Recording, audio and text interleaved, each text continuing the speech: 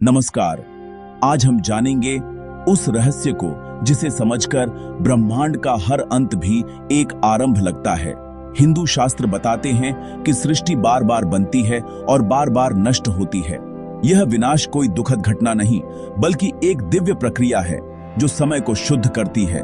आइए जानते हैं कैसे समाप्त होता है एक महायुग, एक मनवंतर और एक कल्प। शास्त्रों में समय को 4 युगों में बांटा गया है: सत्य युग, त्रेता युग, द्वापर युग और कलयुग। इन चारों को मिलाकर बनता है एक महायुग, जिसकी अवधि लगभग 43,20,000 वर्ष मानी गई है। हर महायुग के अंत में जब धर्म घटता है और अधर्म बढ़ता है, तब भगवान विष्णु किसी अवतार के रूप में अवतरित होते हैं। यह अवतार अधर्म का अंत करते हैं और नए युग की नींव रखते हैं। सत्य युग से त्रेता तक वामन और नृसिंह अवतार, त्रेता से द्वापर तक श्री राम, द्वापर से कलयुग श्री कृष्ण और कलयुग के अंत में आएंगे भगवान कल्कि, जो अधर्म का संहार कर पुनः सत्य युग की स्थापना करेंगे।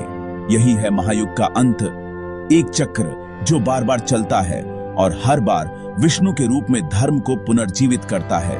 अब बात करते हैं मनवंतर की। मनवंतर का अर्थ है एक मनु का शासनकाल।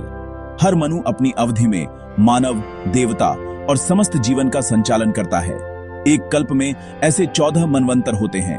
प्रत्येक मनवंतर लगभग 30 करोड़ वर्ष का होता है। जब मनवंतर समाप्त होता है, तब होती है आंशिक प्रलय, जिसे कहा जाता है मनवंतर प्रलय।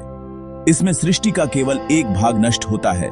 पुराने देवता, आर्षि और सभ्यताएं विलुप्त हो जाती हैं और एक नया मनु नई पीढ़ी को जन्म देता है।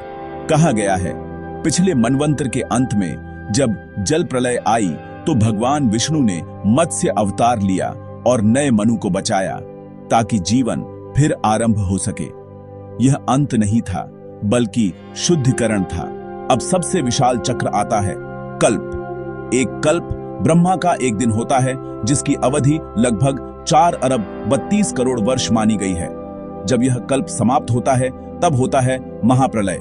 संपूर्ण ब्रह्मांड का विलय, न केवल पृथ्वी बल्कि सभी लोक, स्वर्ग, पाताल, देवलोक, सब कुछ शून्य में समा जाता है।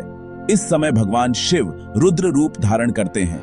उनका तांडव संपूर्ण सृष्टि को अपने भीतर समेट लेता है। विष्णु क्षीर सागर में शयन करते हैं, ब्रह्मा योग निद्रा में चले जाते हैं और समस्त ब्रह्मांड शून्य में विलीन हो जाता है। फिर जब विष्णु पुनः जागते हैं, उनकी नाभि से कमल निकलता है और उस कमल से ब्रह्मा का जन्म होता है, जो नई सृष्टि की रचना आरंभ करते हैं। इस प्रकार हर महायुग का अंत विष्णु के अवतार से, हर मनवंतर का अंत आंशिक प्रलय से और हर कल्प का अंत भगवान शिव के तांडव से होता है। यही है सनातन सत्य। न आरंभ का कोई आरंभ है, न अंत का कोई अंत, केवल परिवर्तन है, और वही है सृष्टि का नियम।